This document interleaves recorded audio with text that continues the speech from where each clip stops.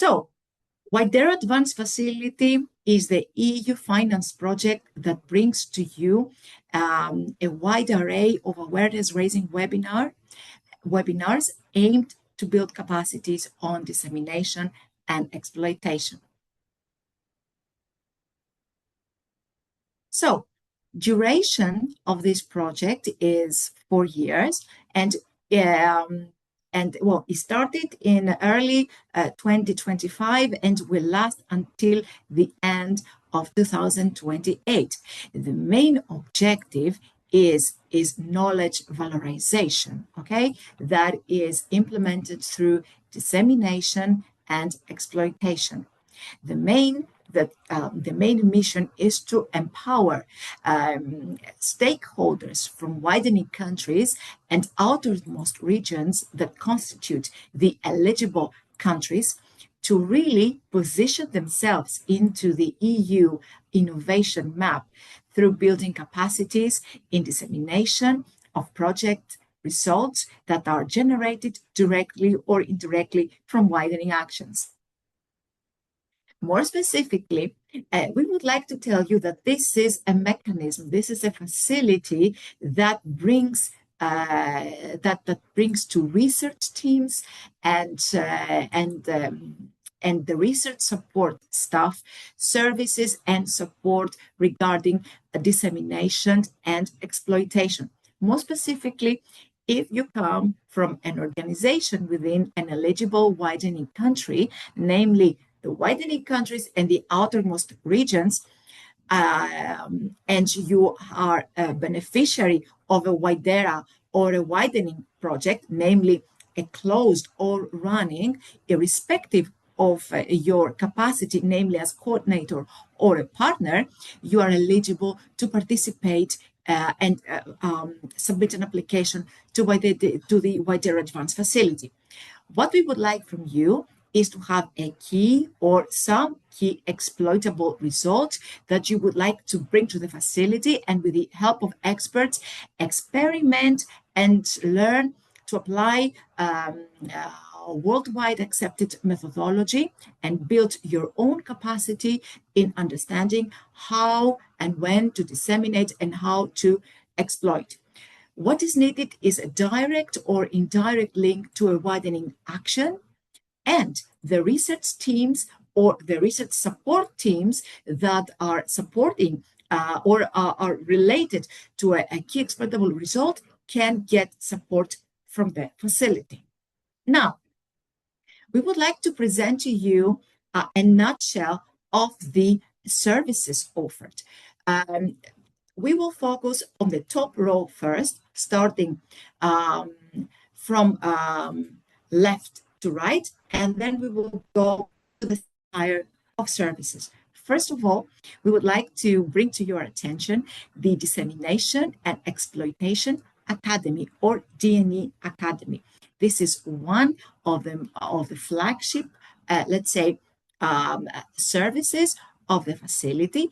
It includes 3 workshops, 2 online, 1 on-site, where experts on dissemination and exploitation will guide you in understanding your unique value proposition. I mean, your KERS, your key exploitable results value proposition, will induct you into methodologies of competitor analysis. You will experiment with various canvases and produce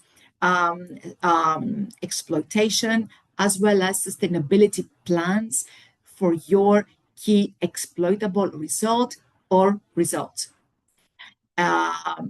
These 3 workshops are offered by the facility to the beneficiaries of the Academy, will provide experimentation space and co-creation space together with experts. Then, a subset of the key exploitable results can receive support with intangible assets. It can mean how to contractualize through IP or other forms of protection and exploitation of your research results, as well as get you inducted into a strategy in really materializing your exploitation plan. We have then more specialized services, such as, for example, support with standardization, where experts will guide you through a standardization process. Of course, because exploitation means cooperation with other non-academic partners or partners that may not have generated the original result, the facility offers to selected beneficiaries of the facility preparation to match with third parties. So you get coaching, individual coaching as to how to present your idea, your result, your potential innovation to your early adopters. Matchmaking events such as B2B events tailor-made for your key exploitable results. We also offer awareness raising webinars such as this one that are open to all widening stakeholders, as well as a very dedicated training webinars that are addressed to the facility's beneficiaries. For coming training webinars for the beneficiaries of the facility are transition to entrepreneurship and from bench to market, to name a few. Last but not least, you will have access to coaching on identifying follow-up funding, as well as have access to specialized events aimed for mutual learning. Also, study visits will be addressed to non-research staff of the beneficiary organizations, and they will organize study visits to research-intensive organizations who have exceptional valorization structures in order to see organizational innovations, as well as see how you can take some valuable lessons learned back home. This year, in 2026, in February, we will have our first study visit to research-based organization in the Czech Republic. Now, if you become a beneficiary to the facility, you will receive your own individual service plan, indicating the receive from the facility. First, also, the ultimate goal is to have your staff trained on dissemination and exploitation and build a thorough and homogenized knowledge, so you can approach the valorization process with more knowledge, and to really stop being a black box as it is usually for many research teams. Last, don't miss the facility's third cut-off for applications. The services offered by the facility are application-based, namely, you submit as an organization that may have one or more widening projects, an application describing very briefly each individual key exploitable result. Excuse me. Actually, we have cutoff dates, namely collection dates, every 3 months. So the closest collection date to today's date is the 31st of January. And every 3 months, your organizations can submit an application grouping the key exploitable results from the widening project it has implemented as a coordinator or partner, either that are closed or running. You can always contact us through social media, and as well as send us an email at the info@widerAdvance facility, as well as visit our website, where you can get informed about important capacity building webinars, about important events in the valorization arena, as well as to get informed about the services of our facility. Now, I would like to give the floor to my colleague, Maria Microni. She's a colleague implementing the widerAdvance facility on behalf of Fourth, where she will conduct a very brief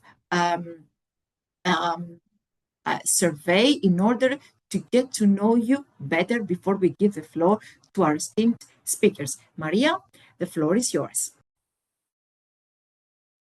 Okay, great. Thank you, Vasiliki. And I would like also to welcome you all today. First of all, good afternoon. My name is Maria Microni. On behalf of the implementation team of Fourth, we will have just a brief warm-up today, which is very usual for our webinars because we want to learn more about you. And as previous experience already shown, this is a good icebreaker, let's say, so it might help you to be a bit more active during the Q&A session. So allow me to share my screen for now. Yeah, this is the survey will take place via Slido. So feel free to join this Slido that we have prepared for you, especially for this webinar. So you can go on slido.com and just click this code, this password. Of course, we will wait just for 1 minute so everybody will be able to join the Slido. So yeah, let's wait for 1 minute and then I will start with our questions. These questions are about very, very brief and very simple questions, as mentioned, to learn more about you, where you come from, your organization that you represent here today, but also it will help the speakers, but also us to understand what is, apart from your background, the level of understanding maybe of valorization, because this will be at the core of today's webinar. Yeah, so let's give some more time for our participant.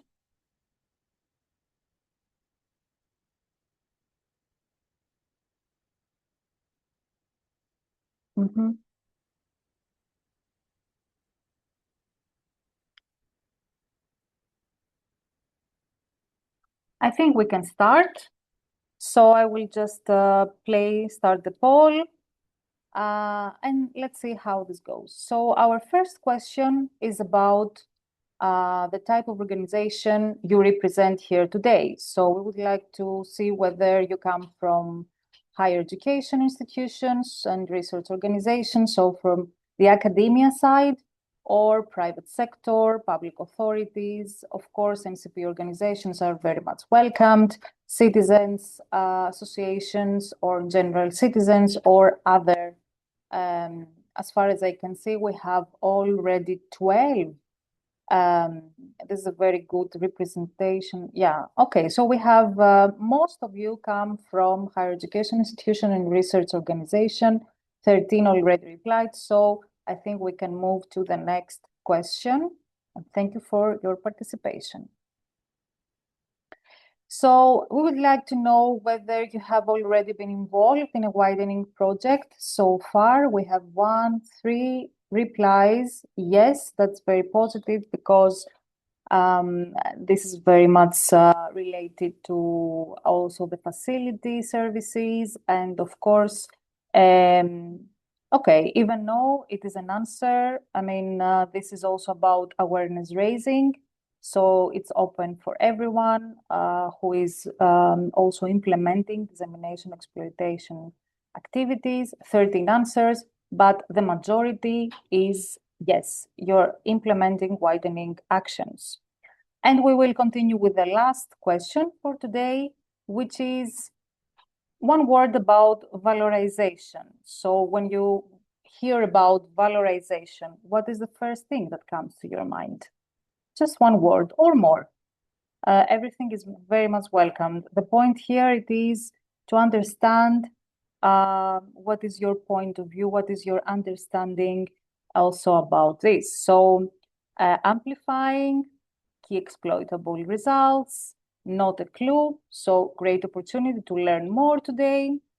Forgotten, knowledge, impact generated. Okay, so yeah, these are very helpful for us, and creating value, creating wealth, impact. Yeah, impact is very much related to also the general scope of the program, evaluation, enhancement. We have already 11 replies. Let's give some more time, but I think this is very much representative. Your replies will help us to orient a bit also our discussion today. So thank you very much. I will close now our short survey. I'll share my screen and I will give the floor back to Vasiliki. And thank you for this.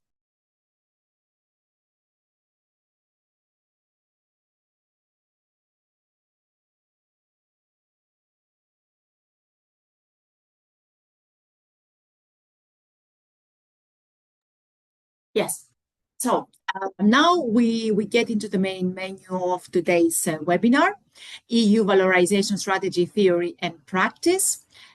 We have the pleasure to host two very important speakers, which is Ms. Valentina Colisteanu, Legal and Policy Officer from the Knowledge Valorization Unit of the DGRTD of the European Commission. She will provide some of the theory behind EU valorization strategy. And then we are very, very pleased to host Stami Kritas, Managing Director from the cluster of life sciences, namely the Council of Bioregion CBER. Without further delay, I would like to give the floor to Valentina to tell us a bit about the theory of the EU valorization strategy. Valentina, welcome and thank you for being on board. Good afternoon. Thank you for inviting me to this webinar in order to present the EU knowledge valorization policies. I have a little presentation, but I'm not sure that I can share it because I have been trying to connect to the sharing option.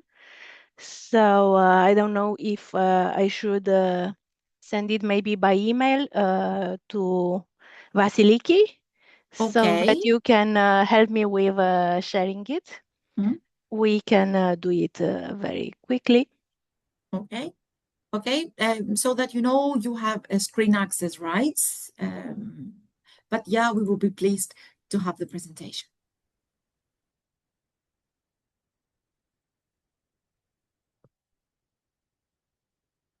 So this is being shared. Until then, I think I can already dive into the topic of our presentation today. My name is Florentina Golistano. I'm a legal and policy officer in DGRTD in the unit dealing with knowledge valorization and technology infrastructures. Where we have been trying to promote this idea of the innovation journey, which I think works very well with the concept that you have just presented about the EU innovation map. Considering that we have outstanding research results in Europe and we need to see more of the impact and empower all the actors in the system, from researchers to entrepreneurs, to industry, to financing partners, citizens, to work together, see which are the needs to be addressed, and create more impact, value, make sure that research results, as you were mentioning, are further brought to the market and to the society. I don't know if the presentation is ready to be shared.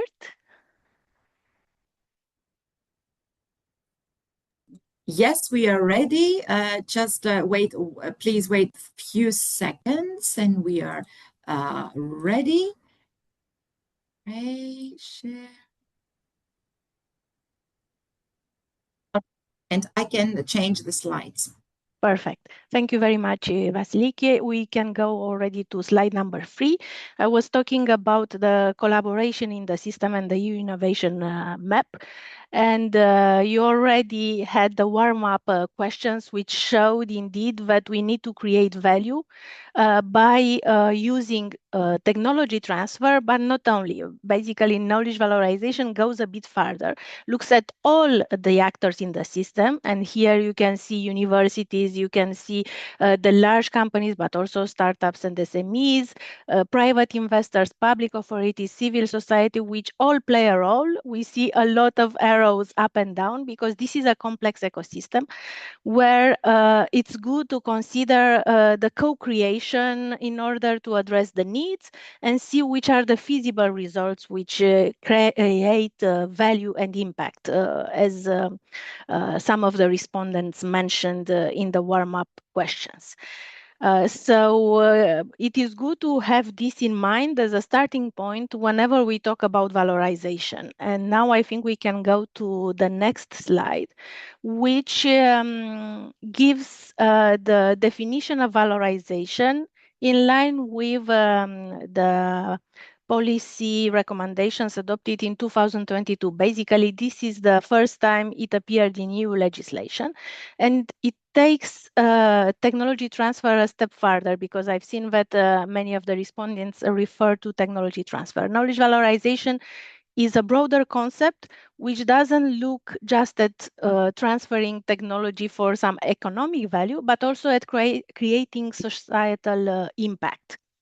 Therefore, the idea is to link different areas and sectors, encourage multidisciplinary teams in order to transform the data, the research results into products and solutions which are sustainable and ready for market uptake in order to benefit society in terms of economic prosperity, environmental benefits, societal progress, and better policy making. And one key aspect of this valorization process is the use of intellectual assets. Here again, we speak about a broader definition than just IP, the classic intellectual property rights like patent, copyrights, trademarks, and so on, because we look also into results which are not necessarily protected by IP, but which are very important in further scaling up and the possibilities to bring them to the market and to the society. It can be the raw data, it can be prototypes, and so on. And I will dive a bit more into this aspect later on in my presentation.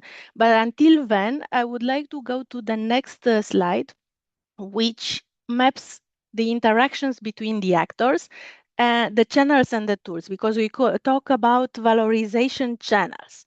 As you have seen, there are several interactions in this whole ecosystem, and it's good to have a bit of structure and to see also which are the opportunities and possibility to work together in order to create this value.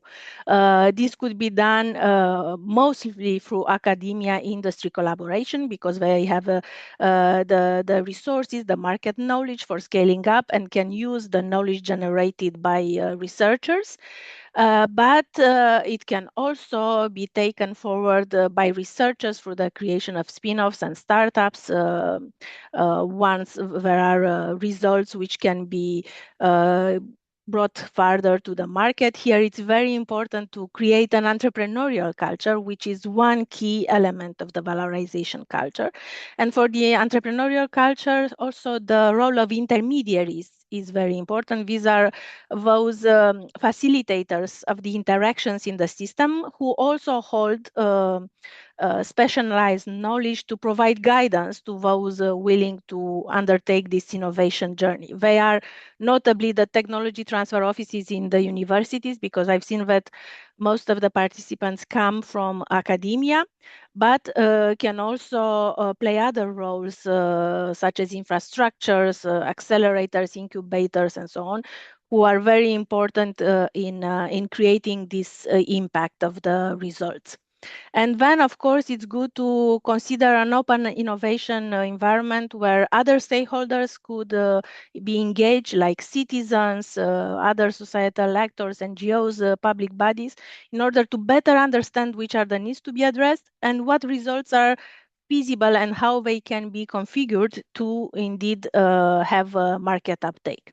And for that, it's very important to have these intellectual assets and also consider standards, as it was mentioned among the services provided, because these allow for a better strategy of using the results and making sure that they are sustainable, safe, and interoperable in order to have a swift market uptake.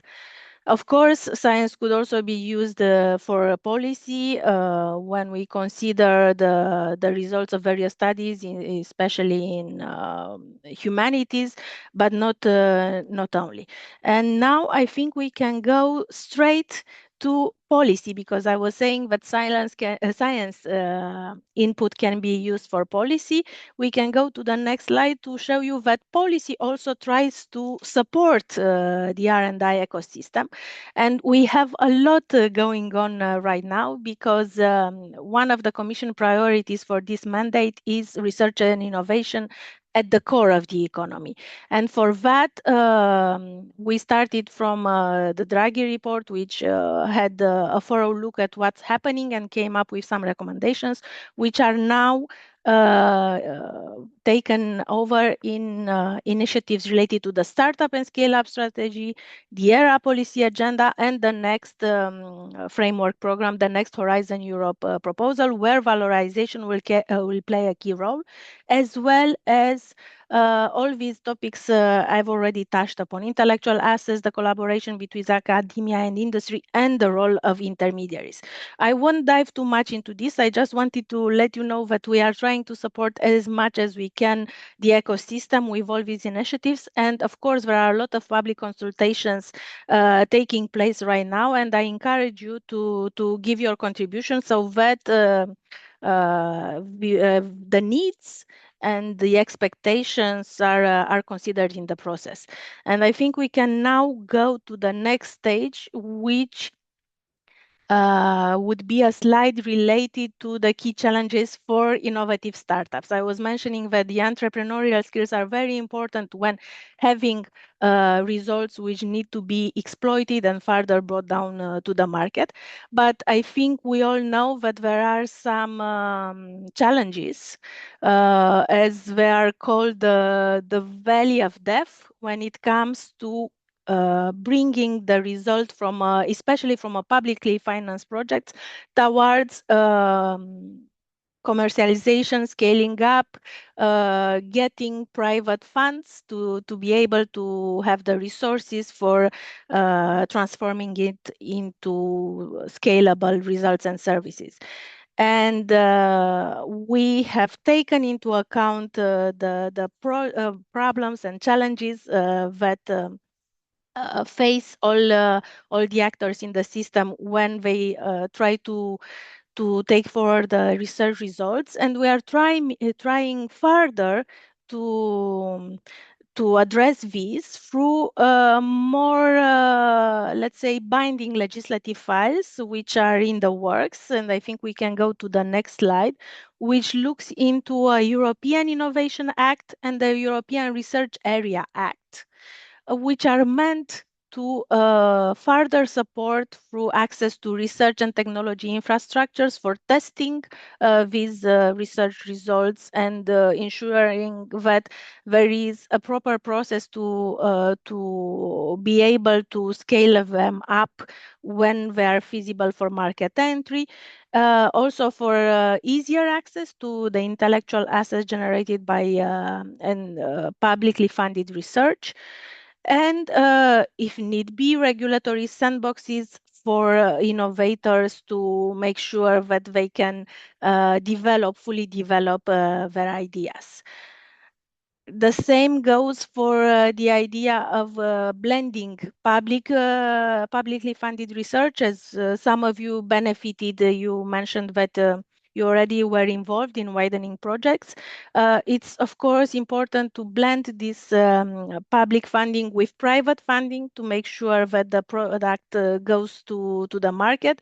And the European Research Area Act would look into enabling conditions for that to happen, incentivizing member states to support the research and innovation community, while also considering how the private actors can work together to foster the circulation of knowledge and talent, and at the end of the road, consider a European-wide 28th legal regime, which makes innovation scalable for creating value at the European scale. So basically boosting European competitiveness and well-being, which I think is one of the objectives that we all share.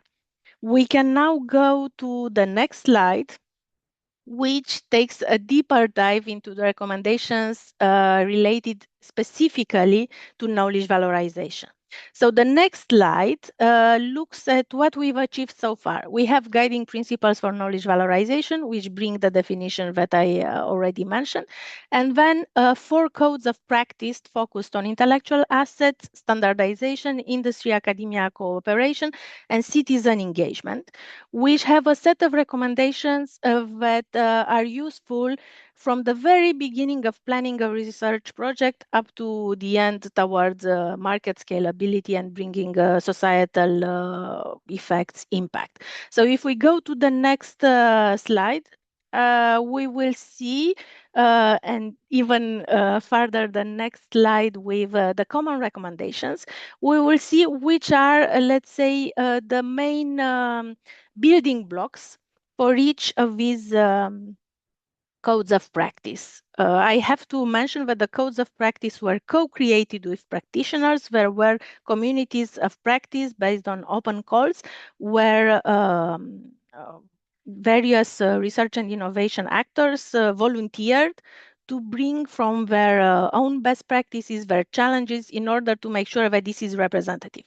So the recommendations which stemmed from this co-creation process together with the stakeholders, policymakers, and all the other actors in the ecosystems start with the idea of having a strategy. And I think all of you, when planning your research project, and especially when reaching the stage of having some results that you need to take further, realize how important it's to have this strategy, which could focus on intellectual assets management by listing them, by looking at how to evaluate them and to further use, which are the actors with which you need to cooperate in order to make sure that you create and value, and also assess the impact, which are the resources, and how you assess this value created. But we can also look further than just the use of intellectual assets into a bigger strategic approach of the valorization of the results overall. And this is something which will come up in the next framework program, the idea of a valorization strategy overall, in view of identifying these results with high innovation potential.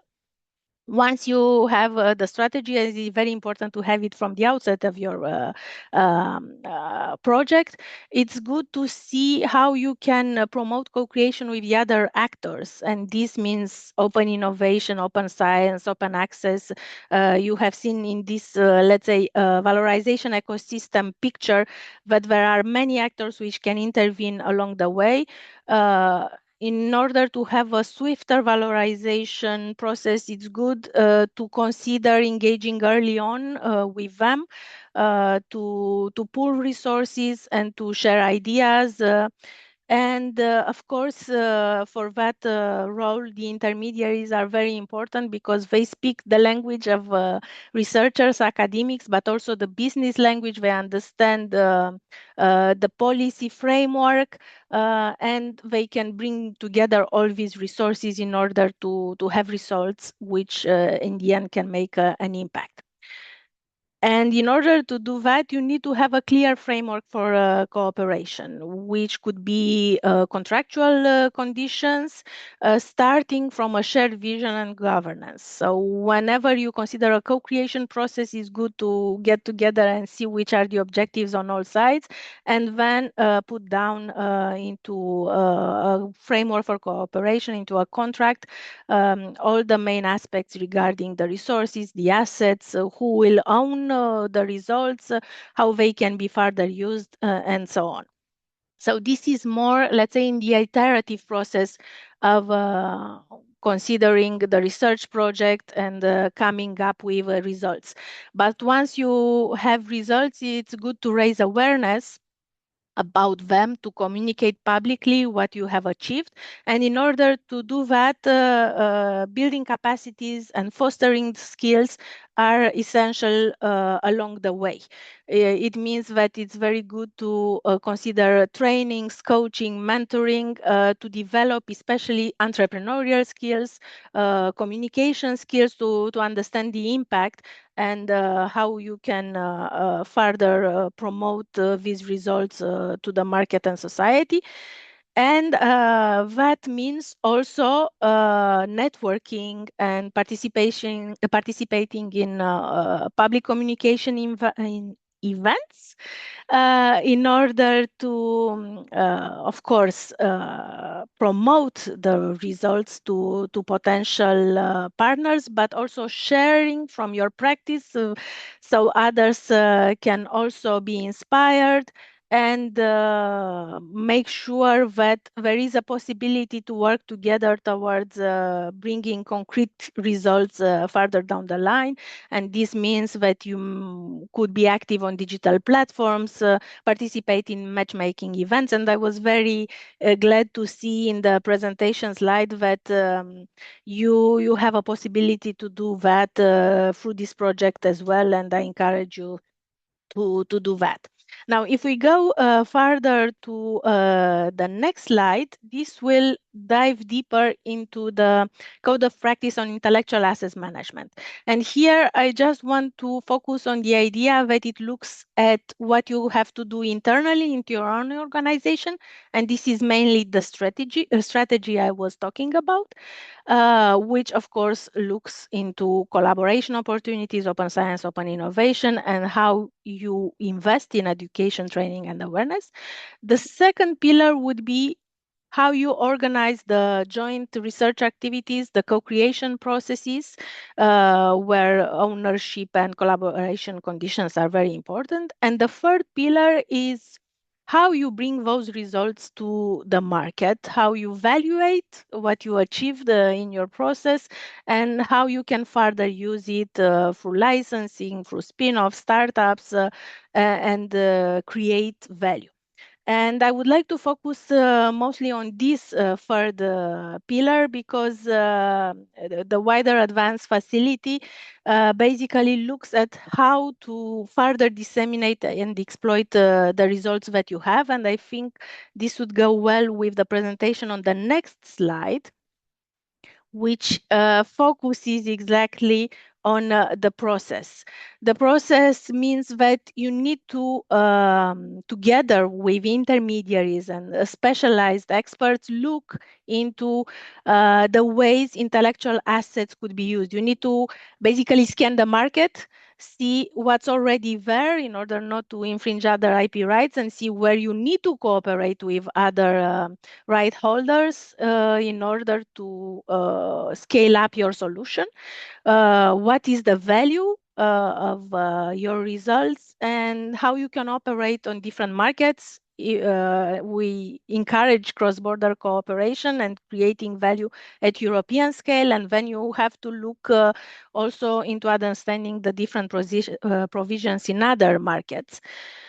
When it comes to the valuation of intellectual properties, always consider that there is a qualitative and quantitative element to this, and it has to be, of course, open, transparent, and non-discriminatory, so that together with your partners to have a clear view of the assets that you have at hand and what kind of value they can produce.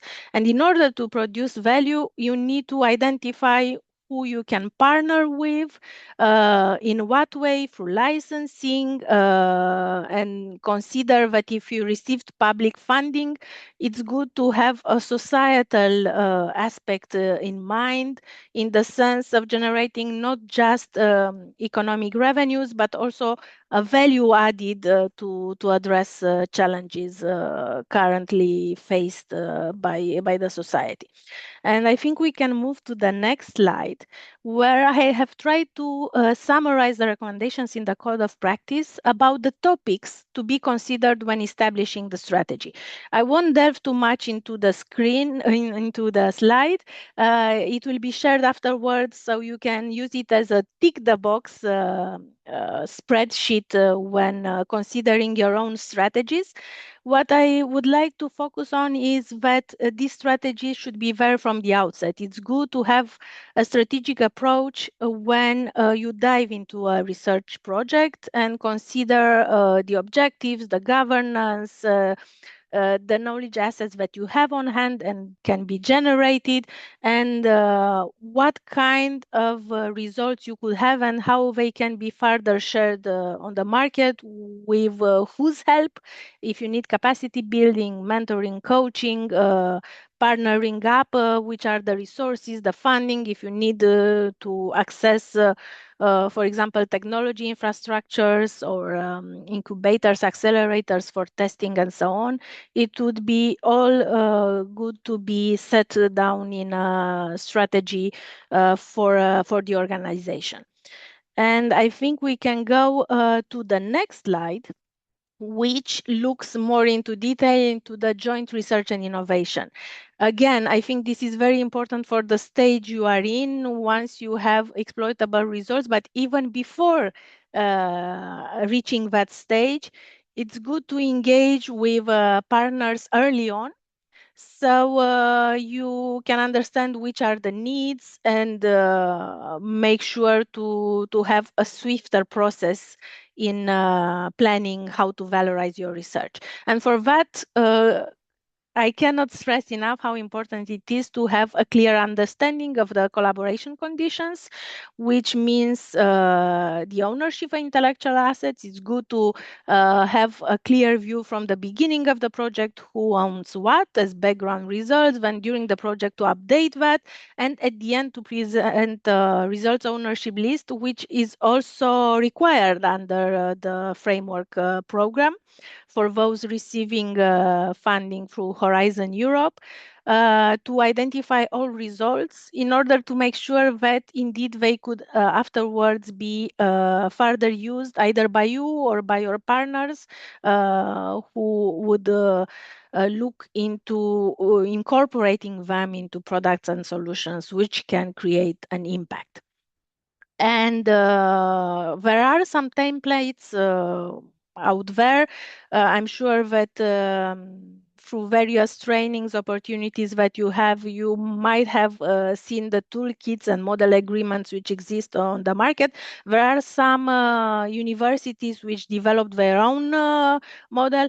So I encourage to look for these templates, which might give you an idea and save time in creating the collaboration framework.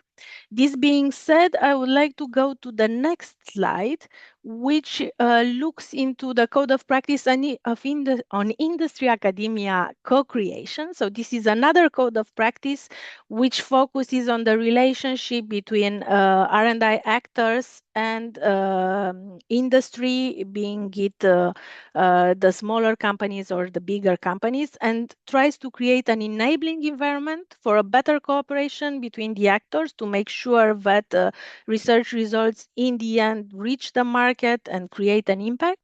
And of course, you need to know how to manage this relationship and this process, this being an iterative process along the way. Many of the recommendations in the code that I try to summarize on this rich slide refer to indeed the strategy, the awareness, the incentives for cooperation, and developing skills and communication. I would like to focus more on these ideas of making sure that you receive and you participate in training, which goes both ways. Of course, you can benefit from the insights from those who were there before you and can coach and mentor and strengthen the entrepreneurial and leadership skills. But I'm very sure that most of you already are equipped with these skills, and you just need to also share with the others from your best practices, participate in networks, in working groups, on platforms, as I was making a reference just before, to create visibility of your projects, of your results, of your skills, in order to partner up and make sure that these are taken further and we all see an impact of what the innovators have created. So this means also managing a relationship through pooling the resources, considering which could be the outcomes, the value created, to make sure that you have a fair and equitable sharing for all parties involved, also depending on their contributions, and that you have metrics, and at the end of the day you can basically create a case study of your collaboration and be able to communicate the process, the products, and the impact that it created through the co-creation with the industry, which has the business acumen, the understanding of the markets, in order to help researchers to scale up products. I think we can go to the next slide. And the next, I was mentioning that indeed during cooperation and considering practices and so on, it's good to share from your experience and also get the inspiration from others. We have a knowledge valorization platform. You have here the QR code, where we have tried to gather practices from all over Europe regarding valorization channels, valorization activities, co-creation, and so on. And on this slide, I selected a couple of widerAdvance best practices from the region. There are not that many on the knowledge valorization platform, which is based on a voluntary contribution. So I encourage all of you to check the best practices that are there, to get inspiration, and also to share your own practice on the platform. And here I won't delve too much into it. As I was saying, the slides will be shared, so you will have time to go through these best practices and consider what can be further inspiring for your own activity. What I wanted to focus on was maybe this idea that I've seen also in the introductory presentation of having an idea of what's the objective and how you can reach impact, either through some very clear key exploitable results. As you can see in the first example, we see that through the conference and matchmaking platform that was set up, there were over 40 research-based spin-offs that were showcased across critical areas. So we have a clear indication of the results and the fact that there was an entrepreneurial activity which led to these spin-offs. But you can also have capacity building activities, such as the second example.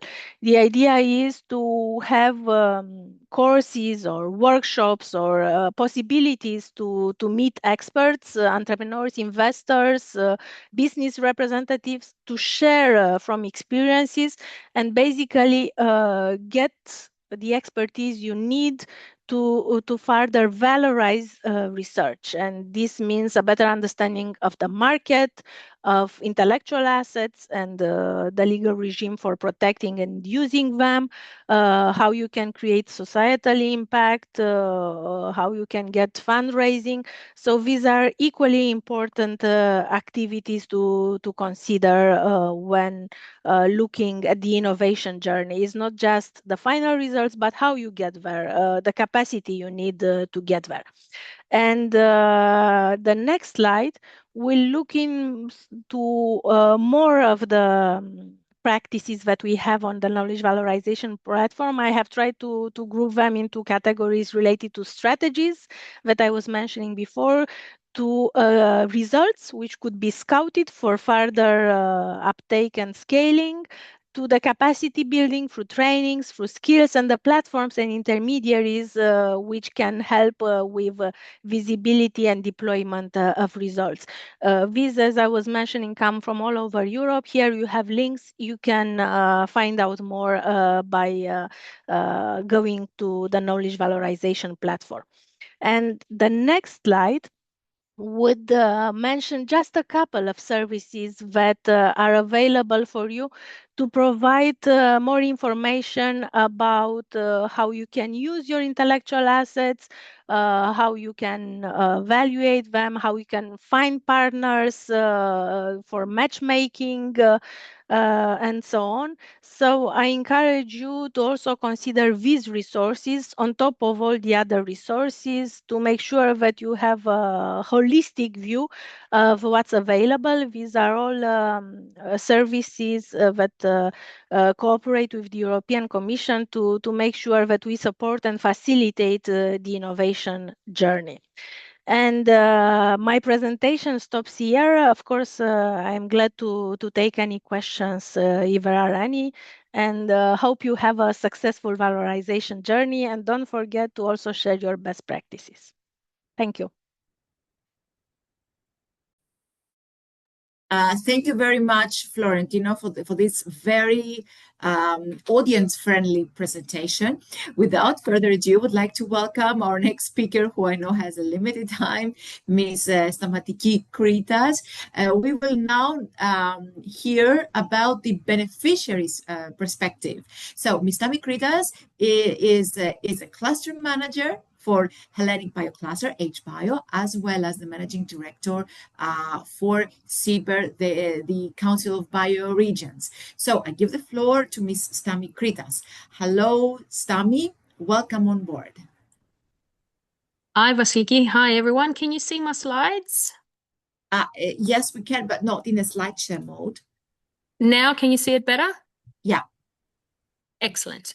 Great. So thank you, Florentina, for giving a great overview of what the EU valorization strategy is and how important it is, obviously, for researchers and anyone innovators who are currently receiving money or doing projects or programs that will have an impact.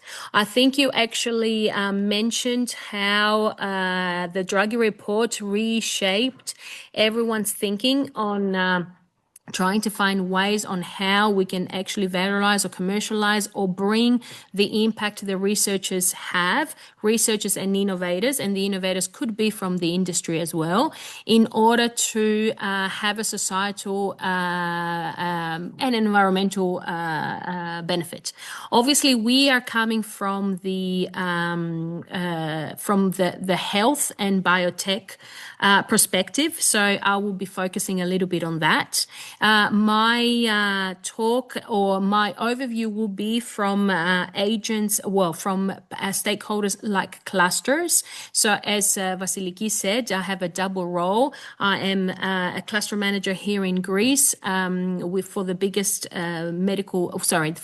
biotech and life sciences cluster in Greece, Hellenic Biocluster, and I'm sharing my role with managing CBER, which is a network of 50 clusters across Europe. And I can tell you from experience that all ecosystems across Europe are pretty much having the same challenges as yourselves, both in the academia and both in the industry.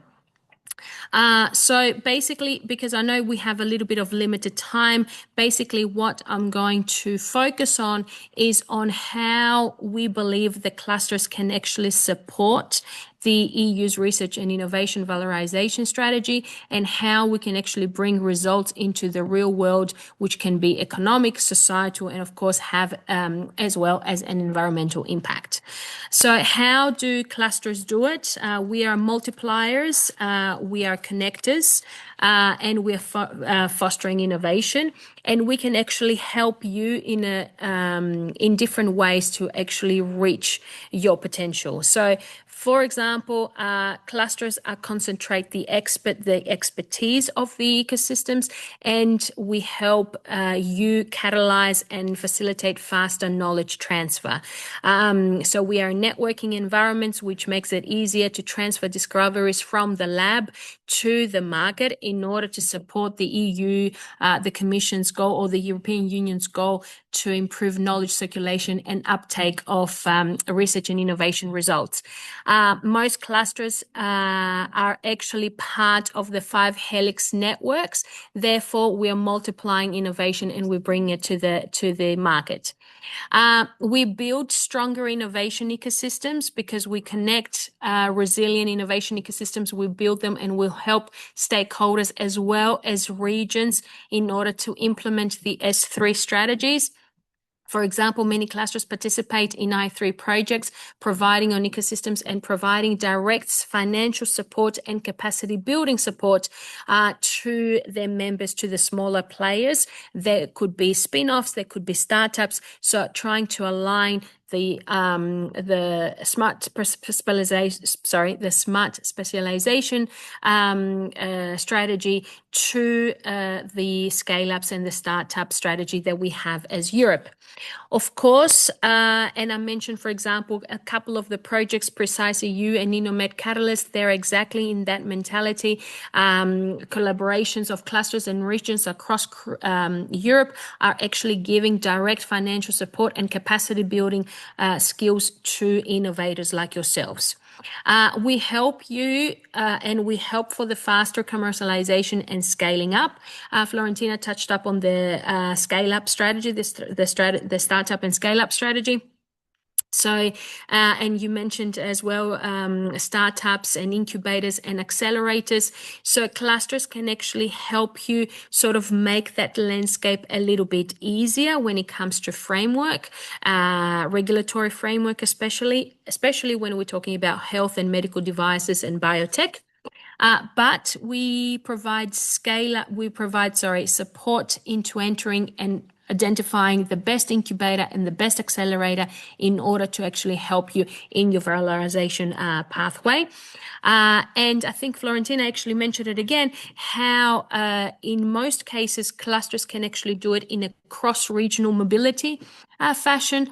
So we can actually give you opportunities, give the innovators opportunities to access incubators and accelerators across different regions in order to create more impact, make collaborations, and of course help you to actually get your product, your service, your idea to the market. We do believe that obviously we require stronger industry academia collaboration, and that's exactly what we've been discussing today. You'll be discussing through these webinars. So for example, in biotech especially, this is crucial and essential. So clusters make joint research projects, licensing agreements, public to private procurement, easier to manage for you. We can actually give you pathways, we support you, we give you knowledge. They can actually help you in these pathways that Florentina already mentioned, such as collaborative research and open innovation and test beds. So clusters actually work very closely to the TTOs, the technology transfer officers, and in most cases, we do conduct innovation scouting for the big corporate pharma, if we are in the pharma industry like us. For example, HBio has been doing it with AbbVie. AbbVie is one of our biggest partners. It's a member. We as a cluster can facilitate the collaboration or the talk and the communication between the smaller players and the big pharma. Cluster Emilia Romagna is doing it, for example, with Chiesi in Italy. These are some specific examples, but most clusters in most regions actually do that. It's really important, and for all of these to actually improve access to talent and skills at all levels. So obviously for biotech, it's extremely important in order to have the right people joining the right teams in order to actually finalize, the projects, but actually bring these big ideas to the market and ultimately reaching patients. For example, as CBER, as the network of the clusters of the Council of European Bioregions, we are part of the Pact for Skills initiative that the EU has formed, and we are involved specifically in projects exactly like that, like Bright Skills and Breath, in order to actually shape the skills and map what are the skills that the healthcare would need in the next 5 to 10 years, how we can get there. And ultimately, that is another way to add on to the successful valorization pathways for all of you. Of course, we help you attract investment in international partnerships. It's important to talk to venture capitals. It's important to bring foreign direct investments and international partnerships. And because ultimately we want Europe to be autonomous, we want Europe to actually be resilient. And of course, everybody needs to align with these policies, like, for example, the new European Innovation Agenda and, some of the policies that Florentina mentioned just before. Just again, an example, Genopole, a cluster with a biotech pact attached to it in France, has bringing in, it's just a small example of the many, has secured South Korean ATMP company joining them. So moved from South Korea to France in order to develop new therapies in France and in Europe. So this is somehow how we can support you find partners beyond your country, your region, but even beyond Europe. And of course, the last one is supporting policymaking. Clusters participate actively in policymaking. This is what we do. For example, with HBio, we do it at a national level within Greece, but with CBER, we're doing it at a European level because we provide a voice for all the clusters across the regions. So trying to actually give inputs and shape the next framework in order to help the smaller players and the innovators like you. I skipped a few slides about who we are and what we do as CBER, but of course my slides are available and I can send them to Vasiliki and she can actually share it and find us and find me personally and connect. And I'm happy to get any questions. But as I said to Vasiliki, when we first discussed this, it's important to remember that clusters as well as national points of contacts can actually be, your point of contact in helping you taking this to the market and of course have an impact. I know somebody made a comment about Spin-off Europe. This is something that clusters support as well. I made a note to actually talk about that, so that's great that they do it. So join these kind of actions and talk to your local clusters as well as national points of contact for us to help you. Thank you. Well, thank you, Stami, for this very interesting presentation, complementing the presentation of the European Commission. We can release you if you wish. If there are any questions, we can deliver them to you and get back to the audience. You can take one question. If there is one question, I can take it, Vasiliki. I don't know if there are any questions for me directly before I go. Apologies, I have to go. But if there is, I can take one question. Yes. So we will direct to the audience. So are there any questions for Stami? I know we are few, so you can, instead of writing down, please open your microphone and ask your question directly to Stami before we release her. Oh, we have a question. Let me see. Oh, sorry, it was a comment. So that was my contact. Okay, so if there is nothing for me, thank you so much. I do apologize that I have to leave, but please keep in touch and happy to have this discussion and continued. Thank you, Stami. Have a good afternoon. So getting back to our webinar, as the moderator, I would like to comment that we saw two very interesting presentations. Florentina's presentation from the EC Valorization Unit, we see that how wonderfully she summarized all the great work and huge work the European Commission has been doing. And she also underlined key elements for producing impact, which is a long valorization journey where multipliers have their role. And in that, we can position also the widerAdvance project as fostering skills and as well as cultivating capacities in order to be able to embark in that journey, irrespective of whether the key exploitable results are for are technological or non-technological, because research does have an impact on evidence-based policymaking, not only technological innovation that can become products or services. Florentina, if I may come back to you, we saw a comment about, let me see, hold on. We saw a comment about, Maria, can you please help me with the comment? Yes. Spin-off Europe. I don't know whether it was from your presentation or from Stami Krita's presentation. I don't know whether there are anything you would like to add on the on that initiative.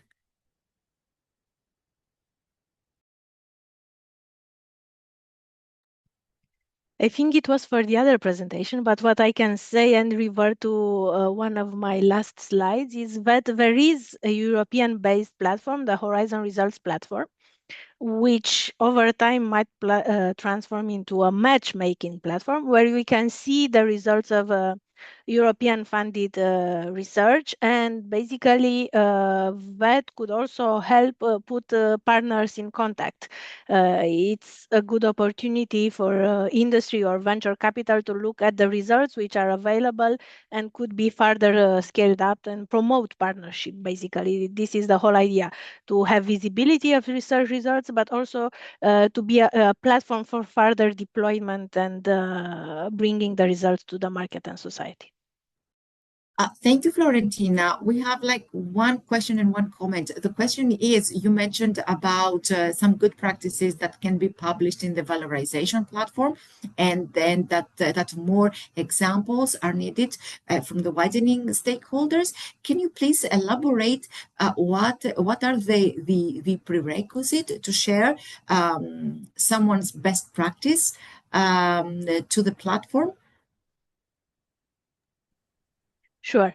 So the idea was to have a repository of practice which is based on voluntary contributions from whichever R&I actor who has a valorization initiative, which might be training, which might be capacity building, which might be entrepreneurial initiatives, matchmaking, pitch competitions, successful collaboration between academia and industry, incubators, platforms. So whichever valorization channel, including standardization, citizen engagement, is welcome on the platform. The process is quite simple. There is a dedicated form on the knowledge. If you just type knowledge valorization platform and you go to the website, there is a form which has to be filled in. So this is entirely up to the team which fills in the form. And of course, we have colleagues who review these applications in order to ensure consistency in the approach. And you might need to have a short dialogue to clarify some aspects in order for the best practice to be easily understandable by those who read it and may get inspiration from it. So I can encourage you to go to the knowledge valorization platform, have a look what's already in the repository to get some inspiration, and don't be shy to submit it through the form. Thank you very much. This is very encouraging. And one last comment that we would like from you, if possible. we have seen all the huge work that the European Commission has put in place, and now it is us as beneficiaries or as multipliers to put it in motion, each one of us from its own standpoint. So my last question to you, or invitation for a comment, is like, for example, we have as main audience here representatives from universities and research-based organizations. So what would be like one word for them? Okay, one, like, let's say, call to action, or one takeaway message for them, and one more call to action or takeaway message for projects that aim to facilitate the skills development. For example, such as our project or similar project such as ours. Thank you. Valorization and the ecosystem is such a complex process and involves so much cooperation. I think it's very difficult to boil it down to just one word. I encourage, of course, to go and read the actual recommendations in the code and try to implement them in the practice. Always consider the co-creation, the engagement with the other actors in order to create an impact. And of course, there are a lot of outreach initiatives, either events and trainings and networking possibilities, or consultations where your contribution is very much welcome to developing further policy initiatives. And for that, I also encourage you to subscribe to the Knowledge Valorization newsletter. You will also find the link on the Knowledge Valorization platform, and you regularly receive updates regarding ongoing consultations where your contribution is also welcome. Thank you very much. Thank you. We are very grateful for this great contribution to our event. Now it is time, ladies and gentlemen, to wrap up. Please allow me to share one last slide about what is coming next from the widerAdvance project. Please allow me to share one slide. Okay, sorry. Okay, so we will not be sharing the slide. Please, stay with us for the upcoming webinars. We have an upcoming webinar on January 2026 about open science for dissemination and creation of greater impact. Second, standardization follows, where we will have a triptych of speakers. Most likely an easy speaker, a representative from a standardization body, as well as a beneficiary from the standardization booster, together with an implementing partner from the widerAdvance facility offering support for standardization. And last webinar from the awareness raising series to follow up on March. It will be a webinar on dissemination from diverse stakeholders. Well, please visit our website, widerAdvance.eu, and the dedicated page on the webinars, on the awareness raising webinars.